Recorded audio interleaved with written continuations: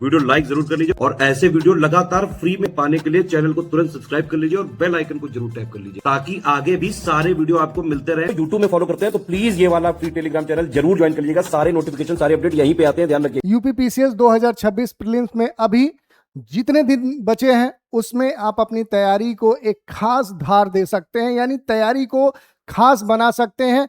और इसमें ज्ञान सर के एससीएस के जो अपडेटेड और रिवाइज जो सिलेक्शन मटेरियल है, जिसमें समरी है, कंपाइलेशन है, लिस्टिंग 2026 का जो वर्जन है, उससे पढ़ के SCS paid quiz, SCS test series से प्रैक्टिस करके आप कट ऑफ को आसानी से पार कर सकते हैं। ज्ञान सर एससीएस सिलेक्शन जो मटेरियल है, एससीएस जो पेड क्विज है, एससीएस जो टेस्ट सीरीज है, इससे हर बार परीक्षा में 125 से लेकर 135 सवाल आसानी से आ जाते हैं। और इसका जो प्रूफ है वो आपको टेलीग्राम ग्रुप्स पे मिल भी सकता है। तो कट ऑफ निकालने के लिए मैक्सिमम चूंकि 90 से 95 90 to 95 प्रश्न ही पर्याप्त होते हैं, तो आप समझ सकते हैं कि आप कितनी आसानी से एससीएस के जो भी मटेरियल्स हैं या जो बाकी प्रोग्राम्स हैं उनसे जुड़कर आसानी से अपना प्रीलिम्स एग्जाम क्वालिफाई कर सकते हैं। तो अपनी सफलता सुनिश्चित करने के लिए एससीएस से जुड़िए। जुड़ने के लिए या किसी भी इंक्वायरी के लिए नीचे दिए गए नंबर पे आप कॉल कर सकते हैं, व्हाट्सएप कॉल कर सकते हैं, या जो भी ऐप है वहां से आप जुड़कर जानकारी प्राप्त कर सकते हैं। नमस्कार साथियों, मेरा नाम है RK Singh. Study for civil services के न्यूज एनालिसिस में आप सभी का स्वागत है। आज के अपने इस सेशन में हम बात करने वाले हैं सरकार के एक बड़े फैसले की। और ये जो फैसला आया है ये एससी एसटी के आरक्षण में क्रीमी लेयर जो है उसके कोटे के संदर्भ में आया और इसी कारण से ये न्यूज चर्चा में है।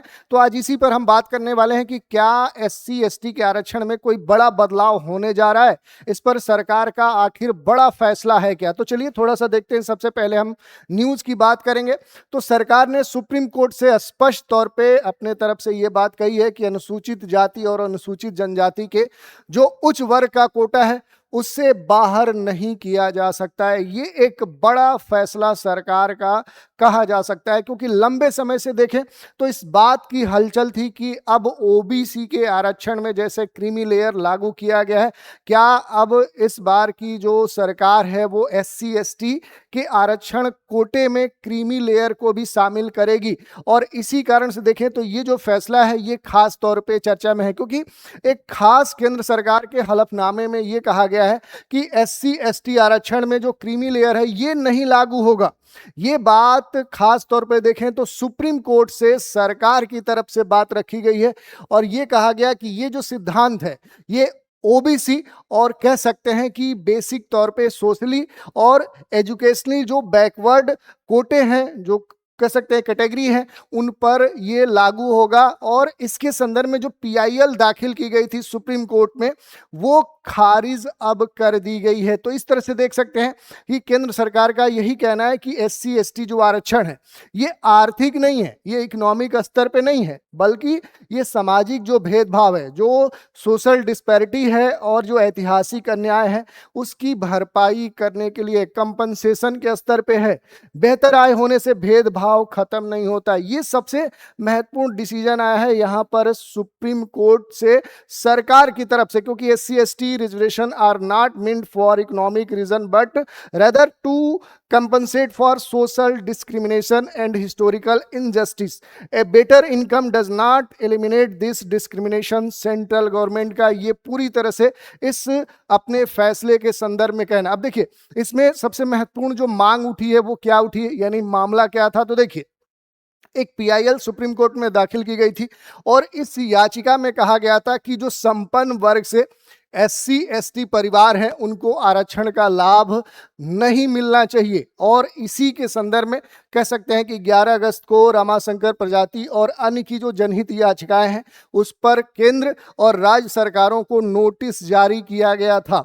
याचिका में ये कहा गया कि अगर किसी भी एससी एसटी परिवार का जो सदस्य है वो पहले से ही संवैधानिक या फिर किसी वरिष्ठ सरकारी पद हासिल कर चुका है और उसके जो बच्चे हैं उनको आरक्षण का जो लाभ है वो उन्हें नहीं मिलना चाहिए। इस तरह की बात इस पीआईएल या जनहित याचिका में की गई थी और इससे ये कहा गया था कि जो आरक्षण का एक्चुअल जो फायदा है, जो कंसेप्ट ऑफ रिजर्वेशन है, उसका जो अहम मोटो है कि आर्थिक रूप से जो कमजोर और जरूरतमंद लोग हैं उन तक आरक्षण का जो लाभ है वो प्राप्त हो सके। दूसरी बात देखिए कि याचिकाकर्ताओं ने आर्थिक रूप से खास तौर पे कमजोर लोगों को उप श्रेणी जो सब कैटेगरी है वो बनाकर उन्हें प्रवेश और सरकारी नौकरियों में प्राथमिकता देने की भी मांग की थी। तो ये याचिका में महत्वपूर्ण तौर पे जो डिमांड है वो रखी गई थी। अब इस पूरे मसले में सरकार के अगर आर्गुमेंट की हम बात करें, सरकार के अगर पक्ष की बात करें, तो देखिए जो सेंट्रल गवर्नमेंट है इसने सुप्रीम कोर्ट में जो हलफनामा दाखिल किया उसमें यह कहा कि अनुसूचित जो जाति है या फिर अनुसूचित जनजाति है इनके आरक्षण में क्रीमी लेयर का जो सिद्धांत है वो लागू ही नहीं होता है। और सरकार ने उन जनहित याचिकाओं का विरोध किया है जिसमें SC ST जो आरक्षण है उसमें क्रीमी लेयर लागू करने और सरकारी नौकरियों में अधिक न्याय संगत जो आरक्षण नीति है वो बनाने की मांग की गई थी। तो ये सरकार की तरफ से आर्गुमेंट रखा गया है। यही नहीं, यहां पर सेंट्रल गवर्नमेंट ने स्पष्ट तौर पे कुछ बातें कही हैं कि याचिकाओं में संविधान के तहत किसी भी मौलिक अधिकार के उल्लंघन का जिक्र नहीं है, फंडामेंटल जो राइट्स होते हैं उसका जिक्र नहीं है। इसके साथ ही जो भी मौजूदा कानून है उसमें कहीं भी ये जो प्रावधान है ये नहीं है कि क्रीमी लेयर का जो नियम है ये SC ST पर लागू होता है। यही नहीं, सरकार का ये भी कहना है कि ये जो कंसेप्ट है, ये जो अवधारणा है सिर्फ OBC और सोशल इकोनॉमिक जो कह सकते हैं कि बैकवर्ड कैटेगरी है उन्हीं से जुड़ी हुई है। और इस कारण से ये जो डिसीजन है कि the centre stated that the petition do not cite an violation of fundamental rights under the constitution. Furthermore, there is no provision in the existing law stating that the creamy layer rules applies to SC ST. According to the government, this concept is linked solely to OBC and socially economic backward category reservation। ये बात सरकार की तरफ से यहाँ पर कही गई है। अब देखिए कुछ महत्वपूर्ण यहाँ पर नियम है जो क्रीमी लेयर से जुड़ते हैं। अगर उसकी हम बात करें कि क्रीमी लेयर से जुड़े हुए जो महत्वपूर्ण नियम हैं तो क्रीमी लेयर के आर्थिक और सामाजिक रूप से जो संपन्न परिवार हैं उन्हीं को कहा जाता है जिन्हें आरक्षण का लाभ नहीं मिलता है। तो ये क्लियर आपको होना चाहिए। Creamy layer refers to the economically and socially affluented families of OBC who do not get the benefits of reservation। ये स्पष्ट आपको होना चाहिए। दूसरी बात देखिए, इसका जो मकसद है ये सुनिश्चित करना है कि आरक्षण का जो फायदा है, जो रिजर्वेशन का जो लाभ है वो वास्तव में जो जरूरतमंद है, जो पिछड़े लोग हैं उन तक दिया जा सके, उनको प्राप्त हो सके। 1992 में सुप्रीम कोर्ट ने इंदिरा साहनी जो मंडल आयोग है उसके मामले में पहली बार क्रीमी लेयर का जो थ्योरी है, जो सिद्धांत है उसे लागू किया था। यानी 92 में क्या है, 1992 में इसे लाया गया था। इस फैसले के बाद OBC के संपन्न वर्ग को सरकारी नौकरियों और जो भी शैक्षणिक संस्थान है उसमें आरक्षण से क्या कर दिया गया, बाहर कर दिया गया। दूसरी बात देखिए, SC और ST के लिए फिलहाल क्रीमी लेयर का नियम लागू नहीं है और केंद्र सरकार ने सुप्रीम कोर्ट में यह भी रुख दोहराया है, आर्गुमेंट के तौर पर रखा है। केंद्र के मुताबिक अगर आप देखेंगे SC ST जो आरक्षण है ये सामाजिक ऐतिहासिक भेदभाव पर आधारित है, तो केवल आर्थिक स्थिति पर ये डिपेंड नहीं है। ये बात सबसे महत्वपूर्ण हो जाती है। और फाइनली कह सकते हैं कि SC ST की सूची में किसी भी तरह का जो बदलाव है वो करने का जो अधिकार है वो सरकार ने कहा कि वो न तो किसी कोर्ट का है न तो किसी इस तरह के ऑफिशियल अथॉरिटी का है। ये अधिकार किसको है, तो ये सिर्फ पार्लियामेंट को है, ये सिर्फ संसद को अधिकार दिया गया। दूसरी बात देखें, केंद्र ने कहा कि सिर्फ संसद को ही SC ST सूची में बदलाव करने का अधिकार है। और ये महत्वपूर्ण इसलिए हो जाता है कि सामाजिक जो न्याय है, अधिकारिता जो मंत्रालय है उसने इस बात को स्पष्ट किया है कि जो SC हैं, जो ST हैं, इनकी सूची में किसी तरह का जो बदलाव है वो कौन कर सकता है, तो केवल संसद कर सकती है। और इसका जो संबंध है ये कॉन्स्टिट्यूशन के आर्टिकल 341 और 342 के तहत किसी भी कास्ट यानी जाति या फिर ट्राइब्स जो जनजाति है उसको सूची में शामिल करने या हटाने का जो अधिकार है वो सिर्फ कहां तक सीमित है, वो संसद तक सीमित है। तो ये सबसे महत्वपूर्ण बात है। दूसरी बात कहें तो जो केंद्र है उसके तरफ से ये कहा गया है कि याचिका जो स्थापित कानून की अनदेखी करती है। और सरकार ने इंदिरा साहनी जो मंडल आयोग है उसके मामले में हवाला देते हुए ये बात कही, SC ST चाहे वो OBC है, इनकी जो पहचान है इनका जो स्थान है वो ऐतिहासिक, सामाजिक, शैक्षणिक पिछड़ेपन के आधार पर होता है, सिर्फ आर्थिक स्थिति के आधार पर नहीं होता। ये स्पष्ट बात कही गई है। यहाँ पर जो आर्थिक आधार है केवल उसके आधार पर इनकी पहचान नहीं होती है। इसके अलावा देखें तो जो SC/ST आरक्षण है इसमें क्रीमी लेयर को लेकर कई सारे बड़े फैसले दिए गए हैं, जिसमें से 4 जो फैसले हैं वो खास तौर पे चर्चा में है। पहला जो मामला है ये ईवी चिनैया बनाम आंध्र प्रदेश 2005 का मसला है, जिसमें SC श्रेणी में किसी तरह के वर्गीकरण या फिर बदलाव सिर्फ संसद के द्वारा कानून बनाकर ही किया जा सकता है। दूसरा जो मसला है ये 1992 का है, इंदिरा साहनी बनाम भारत संघ का, यूनियन का ये मसला है, जिसमें सुप्रीम कोर्ट ने पहली बार जो अदर बैकवर्ड कास्ट है, अन्य पिछड़ा जो वर्ग है, उसमें उसके आरक्षण में क्रीमी लेयर लागू करने का प्रस्ताव रखा।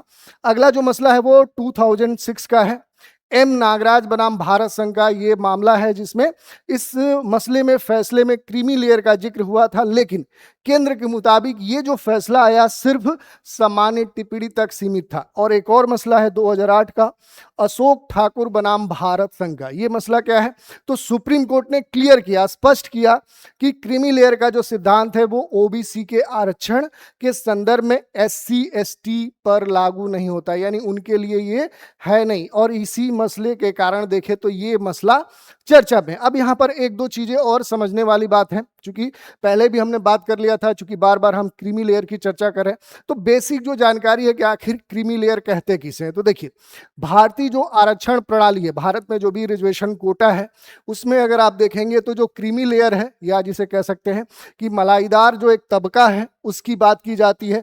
इसका मीनिंग इतना है कि जो पिछड़े वर्ग हैं, पिछड़े वर्ग के वैसे जो लोग हैं जो सामाजिक, आर्थिक और शैक्षणिक रूप से क्या हो चुके हैं, वो पिछड़े नहीं हैं, बल्कि वो मजबूत हैं, वो सशक्त हैं, उनकी बात करता है। और इस श्रेणी में आने वाले जो व्यक्ति हैं उनको सरकार के द्वारा या सरकारी जो नौकरियां हैं या फिर शैक्षणिक जो संस्थान है उसमें जो आरक्षण का लाभ मिलता है वो नहीं मिलेगा। और ये क्या है, OBC को इसका लाभ नहीं मिलता है, यानी कि OBC का जो आरक्षण कोटा है उसमें क्रीमी लेयर लागू है। तो ये बात कह सकते हैं कि जो क्रीमी लेयर है ये क्या है, भारतीय आरक्षण व्यवस्था में क्या है, एक सामाजिक जो न्याय है, सोशल जस्टिस है, या फिर कह सकते हैं इकोनॉमिक जो एक मेजरमेंट है, उसके बीच में जो एक बैलेंस है वो बनाने की नीति है। दूसरी बात करें तो आरक्षण का जो फिल्टर सिस्टम है, जो एक तरह से कह सकते हैं जो क्रीमी लेयर है और जो नॉन क्रीमी लेयर है, ये सबसे महत्वपूर्ण बात हो जाता है कि आपको पता होना चाहिए कि आखिर क्रीमी लेयर किसे कहते हैं, क्रीमी लेयर के अंतर्गत कौन शामिल किया जाता है, नॉन क्रीमी लेयर के अंतर्गत कौन शामिल किया जाता है। तो देखिए, क्रीमी लेयर का मतलब क्या है कि आर्थिक, सामाजिक और शैक्षणिक रूप से जो उन्नत है वो आरक्षण से क्या किया जाता है, बाहर किया जाता है। दूसरी तरफ देखेंगे नॉन जो क्रीमी लेयर है, यानी आर्थिक तंगी से जूझते हुए जो परिवार है, वो आरक्षण के क्या माने जाते हैं, एलिजिबल माने जाते हैं, पात्र माने जाते हैं। दूसरी बात देखिए, कानूनी जो उत्पत्ति है, पहले भी हमने बात कर लिया था कि आखिर 1971 से 1992 और फिर ये इससे जुड़े हुए जो मसले हैं वो 2008 तक आगे बढ़ते रहे। दूसरी बात देखिए, क्रीमी लेयर का जो निर्धारण है उसके जो मेजर बेसिक जो मानदंड है उसमें 2 मानदंड है। पहला क्या है, आय की सीमा जो इनकम लिमिट है, और दूसरा क्या है, पद और दर्जे की बात की जाती है कि आखिर उस व्यक्ति का स्टेटस क्या है या फिर उसका डिजिग्नेशन क्या है। यानी कि सुप्रीम कोर्ट के अनुसार ये केवल माता पिता के वेतन से तय नहीं होता, बल्कि उनके सरकारी या फिर निजी जो पद हैं उस पे भी निर्भर करता है। इसके अलावा अगर आप देखेंगे आय की जो सीमा का नियम रखा गया है कि सभी सोर्स से जो पारिवारिक फैमिली जो इनकम होगी वो 8 लाख से अधिक नहीं होनी चाहिए। वर्तमान नियम यही कहता है।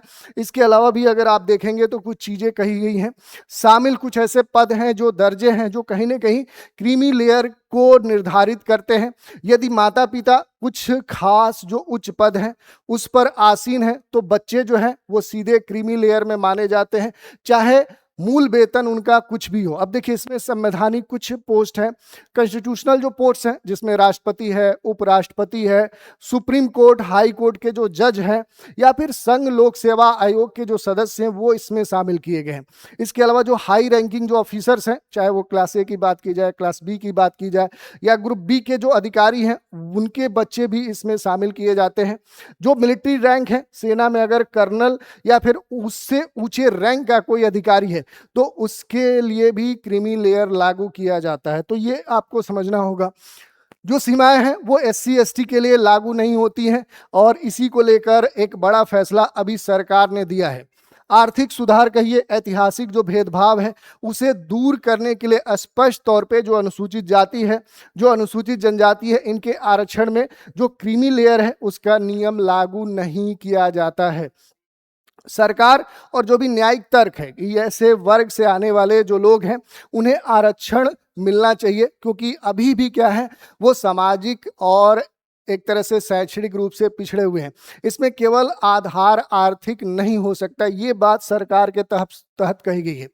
कुछ अगर हम तुलना करें कि आखिर मेजर तौर पे जो क्रीमी लेयर है, जो नॉन क्रीमी लेयर है, तो आर्थिक स्थिति के आधार पर हम कर सकते हैं आरक्षण का लाभ किसको मिलेगा किसको नहीं मिलेगा, इनका सोशल स्टेटस क्या है, इस पर हम बात करते हैं। ओवरऑल हम कहें कि एक वर्ग के भीतर जो समानता है उसका भाव लाने के लिए इस तरह के प्रावधान सरकार या हमारी जो संसद है या हमारा जो न्याय तंत्र है वो इसे करता है। तो इस कारण से कह सकते हैं कि वास्तव में जो वंचित वर्ग है उसको सीधे लाभ का एक तरह से जो प्रवाह है वो प्राप्त हो सके, और वास्तविक जो वंचित वर्ग है उसे भी कहीं ना कहीं इससे जोड़ा जा सके। इस तरह के जो भी आयाम है उसको ध्यान में रखते हुए इस तरह के जो फैसले हैं वो सरकार के तरफ से लिए गए हैं। तो इस कारण से कहेंगे तो सरकार का ये जो फैसला है कहीं ना कहीं SC ST जो कोटे से जुड़े हुए लोग हैं उनके लिए एक बड़ी खुशखबरी मानी जा सकती है। तो आज के एपिसोड में इतना ही। आप सभी हमारे साथ बने रहें, इसके लिए धन्यवाद। UPPCS prelims 2026 complete study material test series paid quiz जो बैच है ये दोनों भाषाओं में यानी बाइलिंगुअल आपके लिए उपलब्ध है। इसके महत्वपूर्ण जो की फीचर्स हैं जिसमें कंप्लीट स्टडी मटेरियल आपको प्रोवाइड किया जाएगा, रिकॉर्डेड वीडियोस दिए जाएंगे, complete PPT PDF notes provide किए जाएंगे, और NCERT के जो जरूरत वाले जो सबसे आपके लिए महत्वपूर्ण हो सकते हैं उनके नोट्स भी प्रोवाइड किए जाएंगे। और इस कोर्स में आपके लिए 35 जो टेस्ट हैं वो शामिल किए गए हैं, जिसमें 25 खंडवार यानी सेक्शनल टेस्ट हैं और 15 फुल लेंथ टेस्ट शामिल किए गए हैं। इस कोर्स में अगर हम देखें तो 4000 प्लस यानी 4000 प्लस मोस्ट इंपॉर्टेंट जो पेड क्विज है वो भी शामिल किया गया है, और इस कोर्स से आप जुड़कर अपनी जो सफलता है वो सुनिश्चित कर सकते हैं। इसके लिए जो नॉमिनल फी रखी गई है वो 4899 रखी गई, यानी 4899 रुपये नाम मात्र रखी गई है। और आप इस कोर्स से जुड़ने के लिए नीचे दिए गए जो नंबर हैं इन पर कॉल करके संपर्क कर सकते हैं, या फिर जो ऐप है उससे जुड़कर आप अपनी सफलता का जो एक नया रास्ता है वो चुन सकते हैं।